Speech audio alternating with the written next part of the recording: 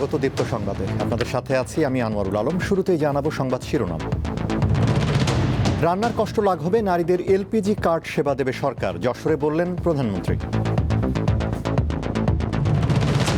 নারায়ণগঞ্জের 7 খুন মামলার আপিল এখন নিষ্পত্তি হয়নি, অপেক্ষায় ক্ষতিগ্রস্ত পরিবারগুলো। কাস্টমস কর্মকর্তাকে হত্যা করেছে ছিনতাইকারী চক্র, 5 জন গ্রেফতার, ব্রিফিংয়ে জানিয়েছে র্যাব।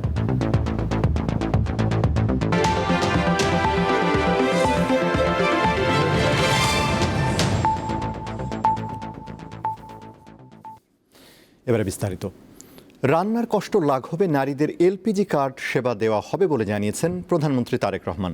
যশোরের শার্শায় দুপুরে উলশি যদুনাথপুর খাল পুনর্খনন কাজের উদ্বোধনী অনুষ্ঠানে এমনটা জানান তিনি। এছাড়াও ডিগ্রি পর্যন্ত মেয়েদের বিনামূল্যে শিক্ষা ব্যবস্থা নিশ্চিত করার ঘোষণা দেন প্রধানমন্ত্রী। তারেক রহমান বলেন, ছাত্র জনতার আন্দোলনে স্বৈরাচার পালিয়েছে, এখন দেশ গঠনের পালা। এর আগে সকাল 10:15টার দিকে যশোর বিমানবন্দরে পৌঁছান প্রধানমন্ত্রী। সরকার গঠনের পর এটি তার প্রথম যশোর সফর। আমরা যেরকম সারা দেশের ভাইদের কাছে আমরা যেরকম ফ্যামিলি কার্ড পৌঁছে দিচ্ছি, সেরকম আরেকটি কার্ড দিতে চাই, সেটি হবে এলপিজি কার্ড, এলপিজি গ্যাস। এটি আমরা মা-বোনদেরকে পৌঁছে দেবো, যাতে করে মা-বোনদেরকে রান্না বান্নার জন্য কষ্ট করতে না হয়। যতবার বিএনপি দেশের মানুষের ভাগ্য পরিবর্তনের জন্য কর্মসূচি গ্রহণ করেছে, অতীতে আমরা দেখেছি আন্দোলনের নামে কিভাবে 173 হরতাল করা হয়েছিল। মনে আছে আপনাদের? 173 কিভাবে দেশের অর্থনীতিকে ধ্বংস করে দেওয়ার চেষ্টা করা হয়েছিল। প্রিয় ভাই-বোনেরা, এখনো আবার সেই গ্রুপ আরেকজনের কাছে গিয়ে আন্দোলন করেছে। আমাদেরকে এই ব্যাপারে প্রিয় ভাই-বোনেরা সতর্ক থাকতে হবে। নারায়ণগঞ্জের বহুল আলোচিত 7 খুন মামলার আপিল এখনও নিষ্পত্তি হয়নি। ঘটনার 12 বছর পার হলেও আসামিদের সাজা কার্যকরের অপেক্ষায় ক্ষতিগ্রস্ত পরিবারগুলো। এছাড়া সরকারের পক্ষ থেকে আশ্বাস দেওয়া হলেও কোনো ধরনের সহায়তা পাননি নিহতদের পরিবারের সদস্যরা। নারায়ণগঞ্জে অন্য 6 জনের সাথে খুনের শিকার হওয়া তাজুল ইসলামের কবরের পাশে প্রায়ই দাঁড়িয়ে থাকেন তার বাবা। সাথে বড় ভাইয়ের কবরের সামনে আসেন তাজুলের ছোট ভাইও। ঘটনার 1 যুগ পর এসেও পুত্র হত্যার বিচারের অপেক্ষায় অসহায় এক বাবা। অনেকভাবেই বলছি যে আমরা আশা করি যেভাবে হাইকোর্ট শেষ হচ্ছে, আপিল বিভাগ এবার শেষ করবে খুব দ্রুতভাবে। কিন্তু প্রতি বছরই আমাদেরকে আশ্বাস দিচ্ছে খুব দ্রুত হচ্ছে, কিন্তু এভাবে করতে করতে আজ 12 বছর শেষ। জনাব তারেক রহমান সাহেব উনিও কিন্তু একজন ভাইহারা। তো আমি একজন ভাইহারা হিসেবে প্রধানমন্ত্রীর কাছে অনুরোধ করব, এই হত্যাকাণ্ডের বিচারটা যেন দ্রুত কার্যকর হয়। আইন শৃঙ্খলা বাহিনী এবং যারা অপরাধীরা এখনো আসামিরা ধরা পড়ে নাই, তাদেরকে অ্যারেস্টের ব্যাপারে যেন পদক্ষেপ নেন। নিহতদের সব পরিবারের গল্প একই রকম। হতাশায় দিন কাটছে 7 পরিবারের সদস্যদের। স্বজন হারানোর ব্যথায় কাতর তারা। ছবির অ্যালবামের ভাঁজে আজও নিহত নজরুলের স্মৃতি খুঁজছেন তার স্ত্রী। নিম্ন ও উচ্চ আদালতের রায়ে সন্তোষ প্রকাশ করলেও আপিল নিষ্পত্তি এবং রায় কার্যকর বিলম্ব হওয়ায় হতাশা প্রকাশ করেন মামলার বাদী। সরকারের উপরে নির্ভর করে, ওনারা চাইলেই তো বিচারটা রায় সম্পূর্ণ হয়। তারপর আমরা প্রচন্ড ভয়ে ভীতিতে থাকি। সবাই বলে যে নূর হোসেন নাকি আয়সা পড়বে, নূর হোসেন নাকি আয়সা।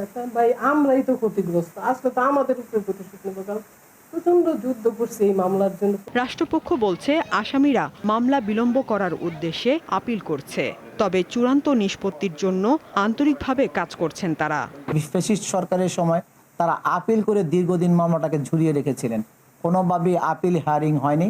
বর্তমানে লিভ টু আপিলের জন্য পেপার বুক তৈরির পর্যায়ে আছে, যে কোনো সময় এই মামলাটা চূড়ান্ত শুনানি হবে। 2014 সালে নারায়ণগঞ্জ সিটি কর্পোরেশনের প্যানেল মেয়র নজরুল ইসলাম আইনজীবী চন্দন সরকার সহ 7 জন অপহরণের শিকার হন। 3-4 দিন পর শীতলক্ষ্যা নদীতে তাদের লাশ পাওয়া যায়। 7 খুনের মামলায় 2017 সালের 17 জানুয়ারি রায় দেয় নিম্ন আদালত। 2017 সালের 22 আগস্ট উচ্চ আদালতের রায়ে নূর হোসেন ও র্যাবের সাবেক 3 কর্মকর্তা সহ 15 জনের মৃত্যুদণ্ড বহাল থাকে। এছাড়া 11 জনের যাবজ্জীবন কারাদণ্ড এবং 9 জনের বিভিন্ন মেয়াদে সাজা দেওয়া হয়। পরে আসামিদের পক্ষ থেকে হাইকোর্টের রায়ের বিরুদ্ধে আপিল করা হয়। সাদিয়া চৌধুরী, দীপ্ত বার্তাকক্ষ। নারায়ণগঞ্জে 7 খুনের রায় দ্রুত কার্যকরের দাবিতে মানববন্ধন হয়েছে। সকালে নারায়ণগঞ্জ জেলা জজ কোর্ট চত্বরে আইনজীবীরা মানববন্ধন করেন, আর বেলা 11টায় সিদ্ধিরগঞ্জের মৌচাক বাসস্ট্যান্ড এলাকায় ঢাকা চট্টগ্রাম মহাসড়কে মানববন্ধন করেন নিহতদের স্বজন ও এলাকাবাসী। মানববন্ধনে বক্তারা বলেন, দৃষ্টান্তমূলক শাস্তি কার্যকর হলে যারা গুম খুন করে তারা আইনকে ভয় পাবে। আসামি পক্ষ যত শক্তিশালী হোক না কেন, তারা আইনের ঊর্ধ্বে নয় বলেও জানান তারা। মানহানির মামলায় 8 সপ্তাহের আগাম জামিন পেয়েছেন কুষ্টিয়া 3 আসনের জামায়াতের সংসদ সদস্য আমির হামজা। বিচারপতি KM জাহিদ সরওয়ার কাজল এবং বিচারপতি শেখ আবু তাহেরের হাইকোর্টের দ্বৈত বেঞ্চ সোমবার এ আদেশ দেয়। এর আগে বিদ্যুৎ, জ্বালানি ও খনিজ সম্পদ মন্ত্রী ইকবাল হাসান মাহমুদ টুকুকে নিয়ে এক মন্তব্যের জেরে গত 2 এপ্রিল মামলা করেন অতিরিক্ত পাবলিক প্রসিকিউটর হুমায়ুন কবির। এ মামলায় ওই দিনই আদালতে আমির হামজার বিরুদ্ধে সমন জারি করে। সেই সঙ্গে 21 এপ্রিল আদালতে হাজির হওয়ার নির্দেশ দিয়েছিলেন। তবে নির্ধারিত তারিখে আদালতে উপস্থিত না হওয়ায় আমির হামজার বিরুদ্ধে গ্রেফতারি পরোয়ানা জারি হয়। সিরাজগঞ্জ বারের একজন আইনজীবী একটি মামলা করেছেন পেনাল কোডের 3টি সেকশন দিয়ে। তো তার প্রেক্ষিতেই আজকে আগাম জামিন নেওয়ার জন্য আমরা এসেছিলাম। আদালত শুনানি করেছেন, করে আমাদেরকে আগাম জামিন দিয়েছেন 8 সপ্তাহ অথবা till conclusion of the trial, অথবা মামলা শেষ হওয়া পর্যন্ত। এই আদেশের মাধ্যমে আপাতত ওনার বিরুদ্ধে যে অ্যারেস্ট ওয়ারেন্ট জারি হয়েছিল তার কার্যকারিতা থাকলো না। চট্টগ্রাম থেকে কুমিল্লার ভাড়া বাসায় ফেরার পথে সহকারী রাজস্ব কর্মকর্তা বুলেট বৈরাগী ছিনতাইকারীদের হাতে নিহত হন বলে জানিয়েছে আইন শৃঙ্খলা বাহিনী। তদন্তে ঘটনায় জড়িত 5 জনকে শনাক্ত ও গ্রেফতারের কথা জানিয়েছে র্যাব 11। সোমবার রাজধানীর কারওয়ান বাজারে র্যাবের মিডিয়া সেন্টারে ব্রিফিংয়ে আইন ও গণমাধ্যম শাখার পরিচালক wing commander MZM Intekhab Chowdhury এ তথ্য জানান। গ্রেফতারকৃতরা হলেন রাহাত হোসেন জুয়েল, সোহাগ, ইসমাইল হোসেন জনি, সুজন ও হৃদয়। র্যাব জানায় এই খুনের সঙ্গে জড়িতরা একটি পেশাদার ছিনতাইকারী চক্র। যাত্রী সেজে ফাঁদ পেতে তারা বুলেটের জীবন কেড়ে নেয়। আমরা আমাদের লক্ষ্য রাখছি র্যাব 11-র একটি আভিযানিক দল কুমিল্লা জেলার বিভিন্ন এলাকায় অভিযান পরিচালনা করে এবং অভিযান পরিচালনা করার মাধ্যমে উক্ত হত্যাকাণ্ডের সাথে জড়িত অভিযুক্ত মোহাম্মদ সোহাগ, ইসমাইল হোসেন জনি, ইমরান হোসেন হৃদয়, রাহাত হোসেন জুয়েল এবং মোহাম্মদ সুজনকে কুমিল্লা হতে গ্রেফতার করা হয়। জ্বালানি তেলের দাম বৃদ্ধির প্রভাব পড়েছে গণপরিবহন খাতে। সরকার প্রতি কিলোমিটারে বাস ভাড়া 11 পয়সা বাড়ালেও তা নিয়ে রাজশাহীতে দেখা দিয়েছে মিশ্র প্রতিক্রিয়া। চালক ও তাদের সহকারীরা সন্তোষ প্রকাশ করলেও ক্ষোভ জানান যাত্রীরা।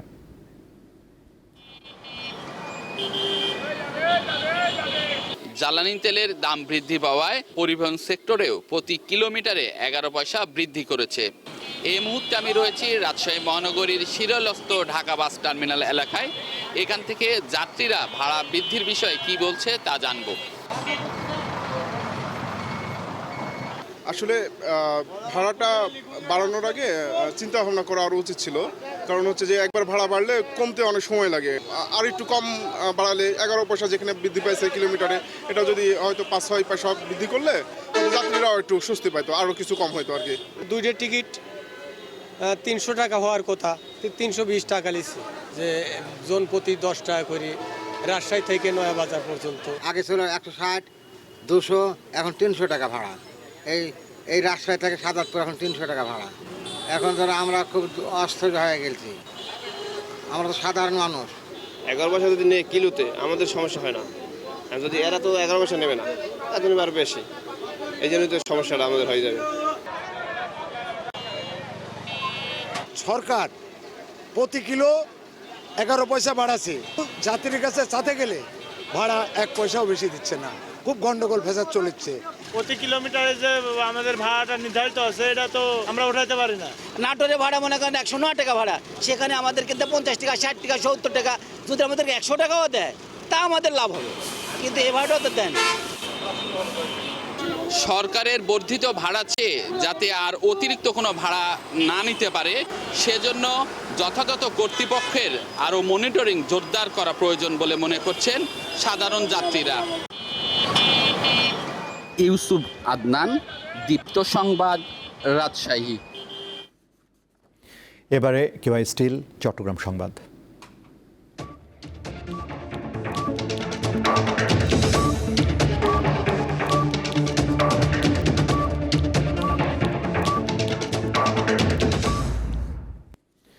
চট্টগ্রাম জেলা গোয়েন্দা শাখা ও হাটহাজারী থানা পুলিশের যৌথ অভিযানে অবৈধ অস্ত্র, গুলি, দেশীয় অস্ত্র ও নগদ অর্থ সহ একাধিক মামলার আসামি ওসমান গনি প্রকাশ মনাকে গ্রেফতার করা হয়েছে। গোপন সংবাদের ভিত্তিতে রোববার বিকেলে হাটহাজারী থানাধীন চিকনদণ্ডী ইউনিয়নের একটি 5তলা ভবনে এই অভিযান চালানো হয়। অভিযানে আসামির কাছ থেকে বিপুল পরিমাণ অবৈধ অস্ত্র ও অন্যান্য সরঞ্জাম উদ্ধার করা হয়। দুপুরে জেলা পুলিশ সুপারের কার্যালয়ে সংবাদ সম্মেলনে পুলিশ সুপার মোহাম্মদ নাজির আহমেদ জানান, অভিযানে একটি বিদেশি পিস্তল, 3টি 1 শটগান, 11 রাউন্ড পিস্তলের তাজা গুলি, রাইফেলের গুলি, 17 রাউন্ড শটগানের কার্তুজ, দেশীয় অস্ত্র, নগদ টাকা, বিভিন্ন মডেলের একাধিক মোবাইল ফোন এবং অন্যান্য সামগ্রী জব্দ করা হয়। পার্বত্য চট্টগ্রামে মুক্তিযুদ্ধের এক মহানায়ক শহীদ ক্যাপ্টেন আফতাবুল কাদের ইকবাল বীরুত্তমের 55তম শাহাদত বার্ষিকী আজ। 1971 সালের 27 এপ্রিল খাগড়াছড়ির মহালছড়িতে পাক বাহিনীর সঙ্গে সম্মুখ যুদ্ধে তিনি শাহাদত বরণ করেন। ক্যাপ্টেন আফতাবুল কাদের ইকবাল 1967 সালে পাকিস্তান সেনাবাহিনীতে যোগ দেন। 1971 সালের 28 মার্চ ফেনীর শুভপুরে ইপিআর বাহিনীর সাথে মুক্তিযুদ্ধে যোগ দেন। মুক্তিযুদ্ধে গৌরবোজ্জ্বল অবদানের স্বীকৃতি স্বরূপ 1974 সালে তাকে মরণোত্তর বীরুত্তম উপাধিতে ভূষিত করে সরকার। রাজধানীতে জ্বালানি তেলের সংকট কাটতে শুরু করেছে। পাম্পগুলোতে বেড়েছে তেলের সরবরাহ, গ্রাহকরাও প্রয়োজন মতো জ্বালানি পাচ্ছেন। তবে পাম্পগুলোতে ডিজেলের সরবরাহ কিছুটা কম। 28 ফেব্রুয়ারি মধ্যপ্রাচ্যে যুদ্ধ শুরুর পর বাংলাদেশের জ্বালানি খাতে এর নেতিবাচক প্রভাব পড়ে। সারা দেশের ফিলিং স্টেশনগুলো গ্রাহকদের প্রত্যাশামতো তেল দিতে পারছিল না। সৃষ্টি হয় যানবাহনের দীর্ঘ লাইন, অপেক্ষা করতে হয় ঘন্টার পর ঘন্টা।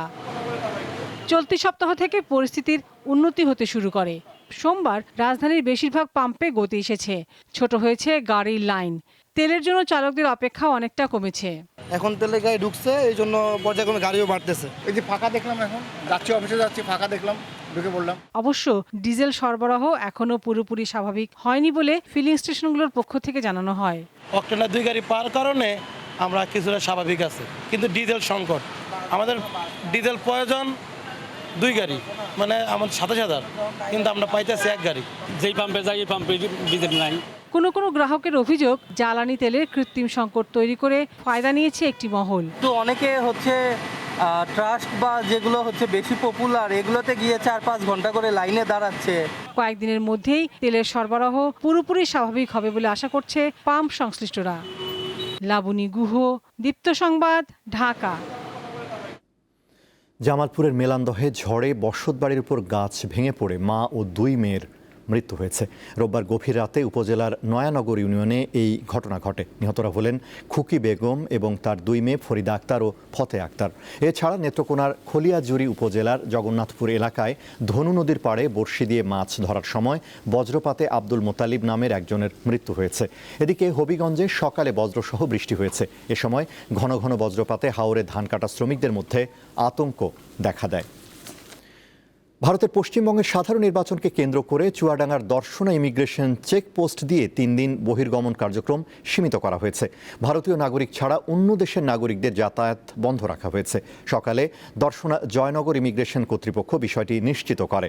27 থেকে 29 এপ্রিল পর্যন্ত এই সিদ্ধান্ত কার্যকর থাকবে। ফলে সকাল থেকে দর্শনা ইমিগ্রেশন দিয়ে বাংলাদেশি যাত্রীরা ভারতে প্রবেশ করতে পারছেন না। তবে বিশেষ ক্ষেত্রে যেমন ক্যান্সার রোগী যাতায়াত ও মরদেহ হস্তান্তর এসব কার্যক্রম অনুমতি সাপেক্ষে চালু রাখা হয়েছে।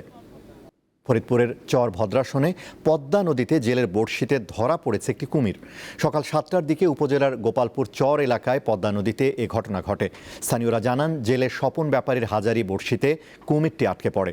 তার 2 ছেলে সহ মোট 5 জনের সহায়তায় কুমিরটি উদ্ধার করে নদীর পাড়ে আনা হয়। সকাল 8টার দিকে কুমিরটি চর ভদ্রাসন সদর ইউনিয়নের কাজীবাড়ির ঘাটে আনা হয়।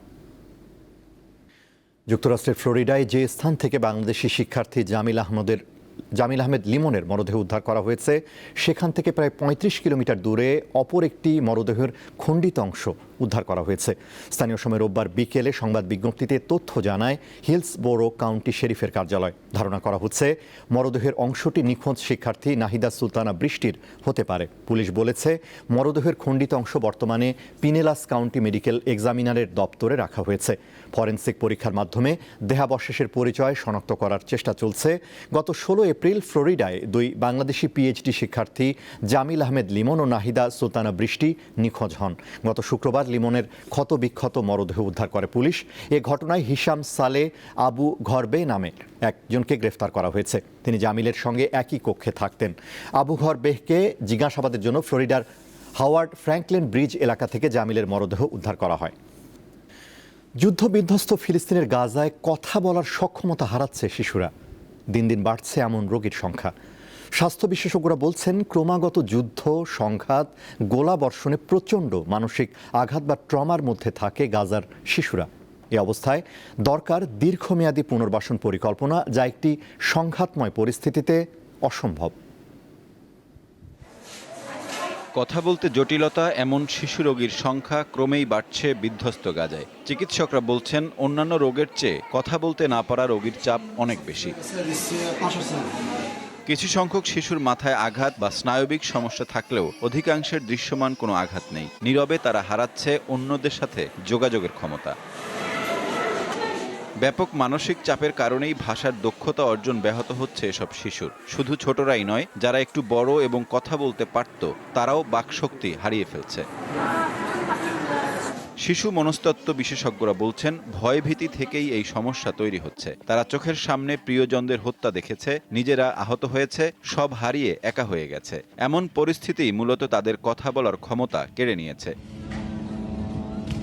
ইসরায়েলি বর্বরতায় এসব শিশুর স্বাভাবিক জীবন ব্যাহত হচ্ছে। অন্যদের মতো আনন্দ করা, খেলাধুলা, পরিবার প্রতিবেশীর সাথে সময় কাটানো থেকে বঞ্চিত গাজার শিশুরা। ফলে হচ্ছে না বুদ্ধিবৃত্তিক দক্ষতা অর্জন। দীর্ঘ সময় ভয়ভীতির কারণে এসব শিশুর মস্তিষ্ক সবসময় সংঘাত, সহিংসতার বিষয়ে সজাগ থাকে। ফলে অন্যান্য বিষয় ধারণ করা বা নতুন কিছু শেখা অসম্ভব হয়ে পড়ে। বিশেষজ্ঞরা বলছেন, শিশুদের এই অবস্থার উন্নতি প্রায় অসম্ভব। নিয়মিত চিকিৎসা, যত্ন ও ভালোবাসার মাধ্যমে হয়তো কিছু শিশুকে সুস্থ করা যেতে পারে। তবে এসব সেবা দেওয়ার মতো পরিস্থিতিও নেই যুদ্ধপীড়িত গাজায়। সাইফুর রহমান শিশির, দীপ্ত বার্তাকক্ষ। যুদ্ধবিরতি কার্যকর থাকলেও লেবাননে ইসরায়েলি হামলা থামেনি। নতুন করে চালানো আগ্রাসনে অন্তত 14 জন নিহত হওয়ার কথা জানিয়েছে দেশটির স্বাস্থ্য মন্ত্রণালয়। একই সময়ে দুই পক্ষই একে অপরের বিরুদ্ধে যুদ্ধবিরতি লঙ্ঘনের অভিযোগ তুলছে। বিবিসি জানায়, নিহতদের মধ্যে 2 শিশু ও 2 জন নারী রয়েছে। এ ঘটনায় আহত হয়েছেন আরও 37 জন। এর আগে ইসরায়েলি প্রতিরক্ষা বাহিনী আইডিএফ দক্ষিণ লেবাননের কয়েকটি গ্রামের বাসিন্দাদের দ্রুত এলাকা ছাড়ার নির্দেশ দেয়। পরে আইডিএফ জানায়, তারা দক্ষিণ লেবাননে হিজবুল্লাহর সদস্য ও তাদের ব্যবহৃত স্থাপনাগুলো লক্ষ্য করে কামান ও বিমান হামলা চালিয়েছে। তাদের দাবি, এসব স্থান থেকে ইসরায়েলি সেনাদের উপর হামলার প্রস্তুতি নেওয়া হচ্ছিল। শেষ করব দীপ্ত সংবাদ, তার আগে সংবাদ শিরোনামগুলো জানাবো আরও একবার। রান্নার কষ্ট লাঘবে রানীদের এলপিজি কার্ড দেবে সরকার, যশোরে বললেন প্রধানমন্ত্রী। নারায়ণগঞ্জের 7 খুন মামলার আপিল এখনো নিষ্পত্তি হয়নি, অপেক্ষায় ক্ষতিগ্রস্ত পরিবারগুলো। কাস্টমস কর্মকর্তাকে হত্যা করেছে ছিনতাইকারী চক্র, 5 জন গ্রেফতার, ব্রিফিংয়ে জানিয়েছে র্যাব।